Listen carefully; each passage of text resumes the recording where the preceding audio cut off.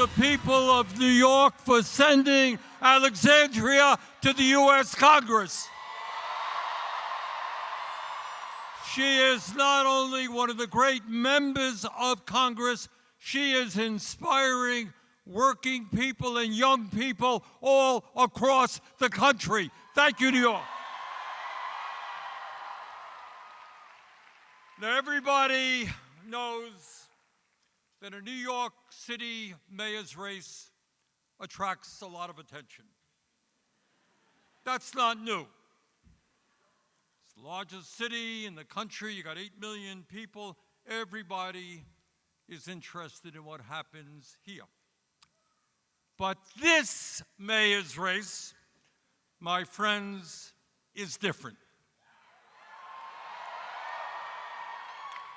It is not just the folks here in New York City who are paying attention.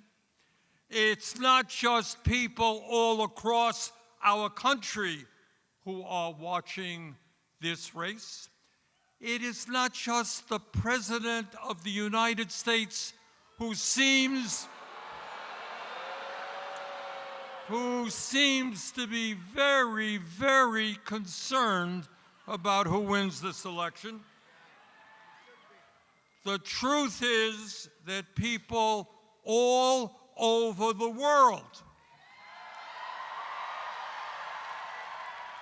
are paying attention to what will happen here a week from Tuesday. Now, why is that? Why has this campaign created such an unbelievable amount of interest, literally all over the world? And the answer is obvious. These are not normal times. This is not a normal election. This election takes place at a moment in American history when we have a rigged economy with more income and wealth inequality than we have ever had in the history of our country. This election takes place at a time when the wealthiest people in America have never, ever had it so good, while 60% of people in our country are living paycheck to paycheck, struggling to pay their rent or mortgage, struggling to afford child care or higher education for their kids, struggling to afford health care, struggling to afford decent quality food, struggling how to figure out how they will retire with some shred of dignity after working their entire lives. This election takes place when the United States of America, the wealthiest country in the history of the world, has one of the highest rates of childhood poverty and senior poverty of almost any nation. And when in this rich country, 800,000 Americans, including many veterans, are homeless. This election takes place at a time when we have a president who has given $1 trillion in tax breaks to the top 1%, has given $900 billion in tax breaks to the largest corporations in our country. And to pay for those tax breaks, he is throwing 15 million Americans off the health care they have by slashing Medicaid. And in addition, he is forcing over 20 million Americans to see a doubling in their health care premiums. This election is taking place when we have an administration in Washington which every day is moving us toward an authoritarian society, undermining our Constitution and the rule of law. This election is taking place when we have a corrupt campaign finance system which allows billionaires in both political parties to select the candidates they want and to buy elections. Ordinary Americans get one vote. You get one vote. Meanwhile, billionaires get the opportunity to spend as much as they want to elect the candidates they want. That is the context in which this election is taking place. That is why this election is so enormously important, and that is why Zohran Mamdani must become the next mayor of New York.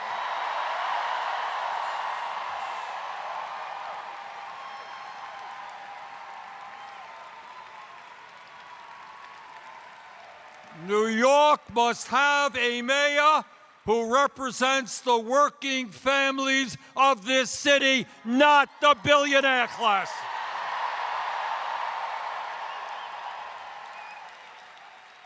The reason why this campaign has generated so much interest around the world and so much excitement is that people want to know the answer to one very simple question, and that is, in the year 2025, when the people on top have never, ever had so much economic and political power, is it possible for ordinary people, for working class people to come together and defeat those oligarchs?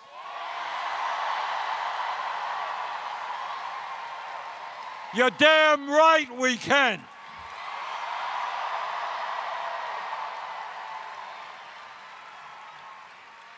And let me tell you something else.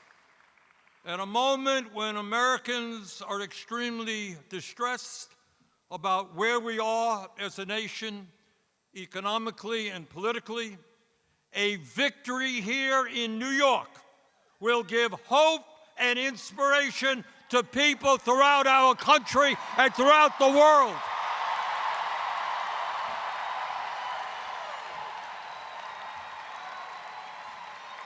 That is what this election is about. And that is why Donald Trump is paying attention to this election. Ordinary people, working class people, black and white and Latino, Asian, gay and straight, coming together to take on the oligarchy. That is Trump's worst nightmare.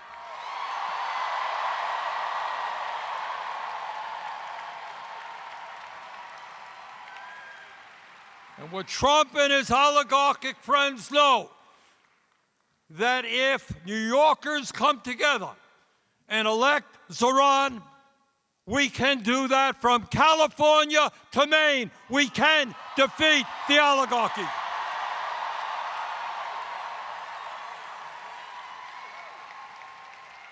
And what the oligarchs fear, what they fear is that people will start understanding that this country belongs to us, not them.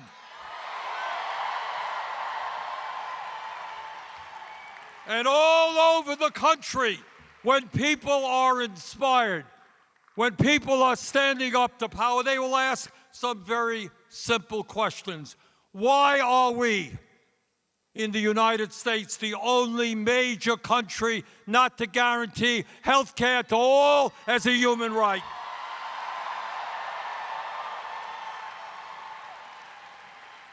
Why aren't we paying our teachers the salaries they deserve? so that we can have the best public educational system in the world. Why aren't we doing what used to exist in New York and all over this country 70 years ago? Make public colleges and universities tuition free.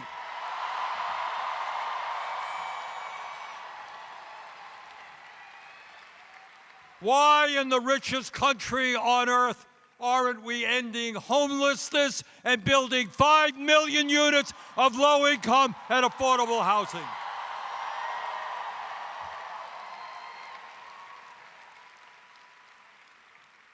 Why don't we make it easier for workers to join unions? And why don't we raise the national minimum wage to a living wage?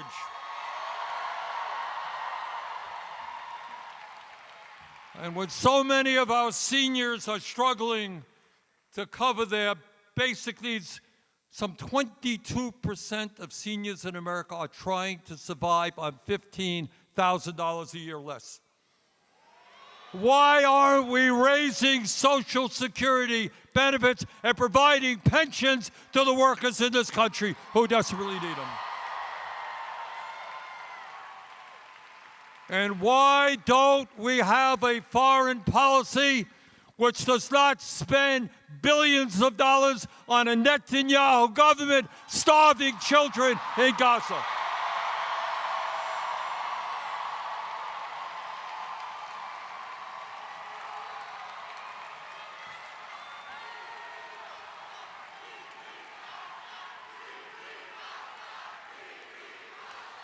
In other words, my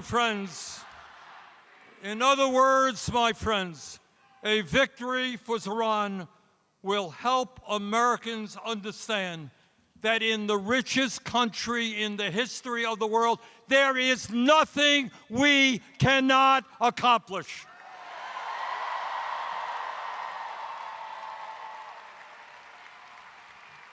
Now, the oligarchs and the political establishment in New York tell us that Zohran's agenda for New York is radical.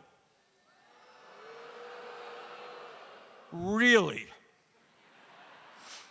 At a time when working families in this city are finding it hard to live here because of the outrageously high cost of housing, I don't think it's radical to say that the city should freeze the rent and triple its stock of affordable housing.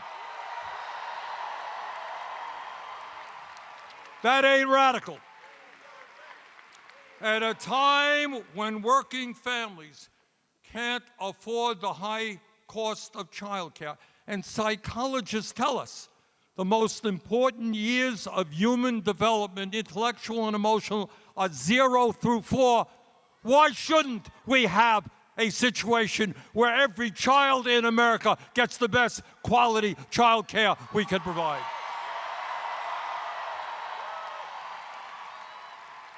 That ain't radical. Taking care of our kids is not radical. At a time when getting to work is too expensive and we want to encourage more utilization of public transportation, it is not a radical idea to say that buses in this city should be free and fast. At a time when every parent wants their kids eating good quality food, not junk food, and there are neighborhoods in this city where it is simply not affordable or possible to get that food, it is not a radical idea to say that there should be municipally funded grocery stores. And by the way, when billionaires and large corporations and the very wealthy are doing extraordinarily well, when the very richest people in this country often pay an effective tax rate lower than truck drivers or nurses, it is not a radical idea to say that the rich should start paying their fair share of taxes.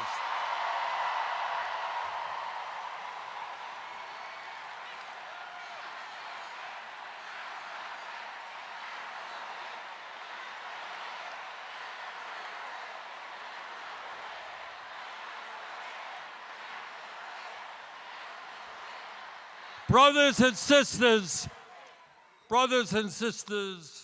these ideas are not radical.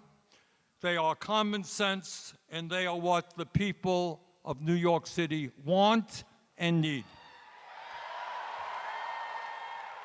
Now, let me be very clear. As someone who served as mayor of Burlington, Vermont for 8 years, a city just a little bit smaller than New York, I can tell you absolutely that being mayor is not an easy job.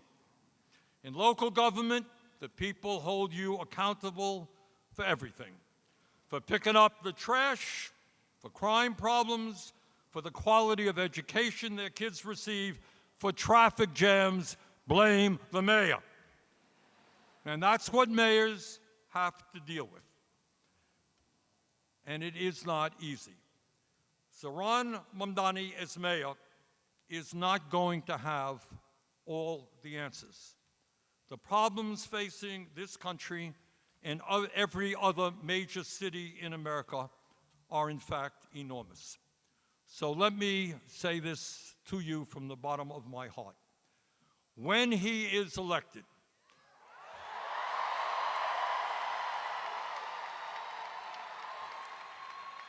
your job is not over. Zohran is going to need your help every single day.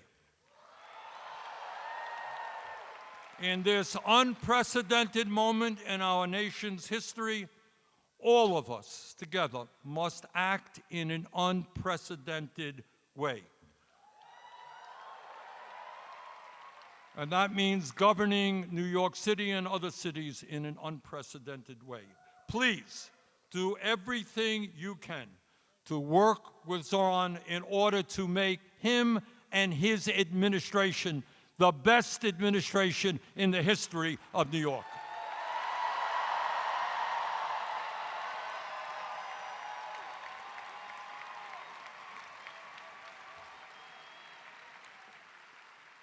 Let me conclude by saying this, and I say this again as somebody who became mayor of Burlington, Vermont in 1981 by winning that election by 10 votes after a recount.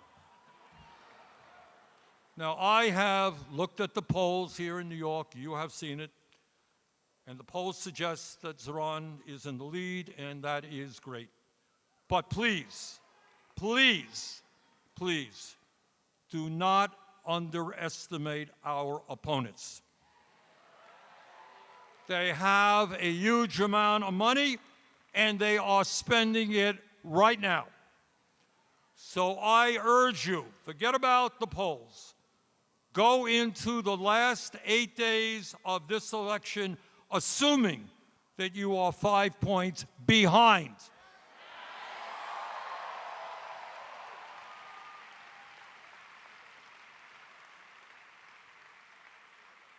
So what you guys are going to have to do, along with the other 80,000 volunteers in the Mamdani campaign, you've got to do everything that you can to bring people to the polls in early voting, which is taking place right now, and on Election Day. None of us want to wake up the day after the election and find that we lost that election because our opponents outworked us. That must not happen.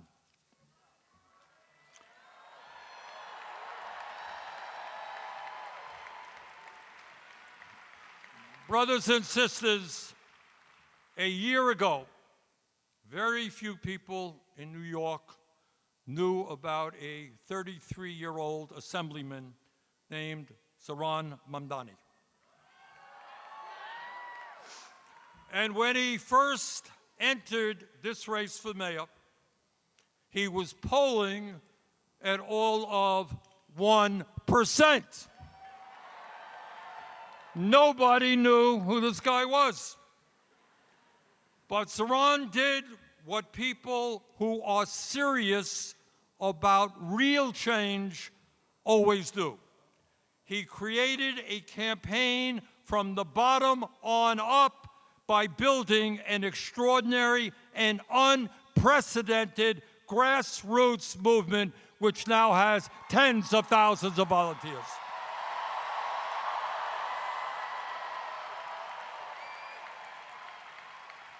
Unlike his opponents, he didn't go running to the billionaires for campaign contributions. He went to the people